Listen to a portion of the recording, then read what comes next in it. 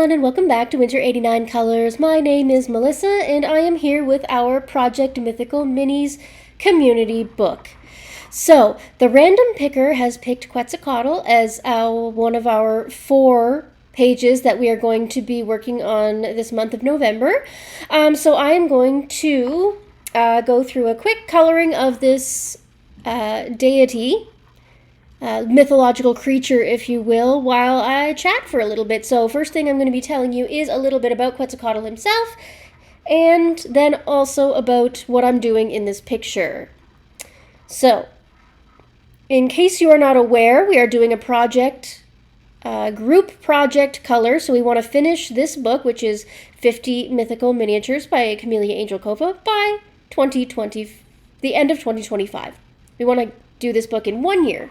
In order to do that, we're going to be moving at the pace of about 4 pictures per month. I understand that not everybody's going to be able to make that, but this is a goal for me to try to keep up with. If you can't, that's totally up to you. And I will keep you updated as to how my status is going throughout this. So make sure to use the hashtag Project Mythical Minis. And let's get forward into the video. So right now I am using my AB or alcohol markers, which are dwindling by the moment.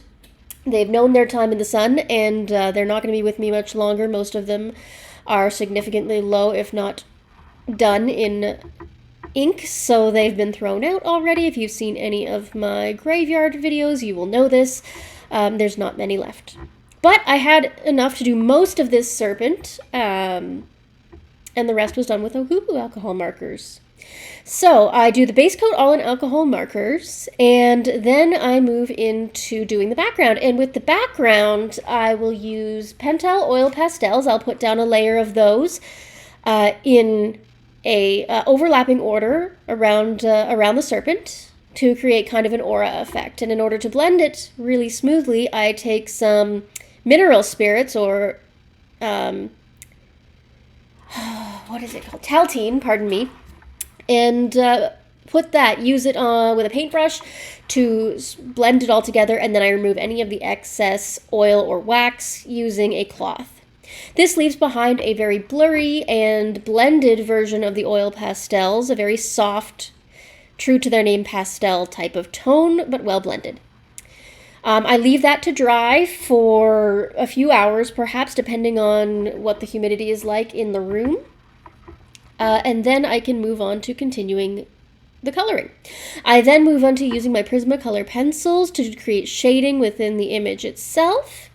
And then I outline all of the black lines. I cover them all using either Ohuhu acrylic paint markers or Super Golden markers. I do also finish off the eye using a little bit of Jelly Roll Glaze and Jelly Roll Stardust. So, moving on to Quetzalcoatl, as a mythical creature, was an Aztec and Mayan creator god. In that meaning means that he was always referred to as a he, apparently a male deity. He was essentially their creator, so he created mankind and human beings and a lot of the earth and wind and water and things like that. He was considered the patron of so many different things. He was a patron of rain, science, agriculture, so many different things. I'm not even going to list them all. His name means feathered serpent, roughly. There's a few different translations depending on a lot of different things, but it was generally feathered serpent in the Nahuatl, or Aztec language. What's not pictured in this rendition, interestingly, is the talisman that is normally found around his neck in many depictions, translated loosely as the spirally voluted wind jewel. And it's interesting that it's not depicted because it is some significance to wind, hurricanes, whirlpools, and etc. That was often found to be alongside many religious figures.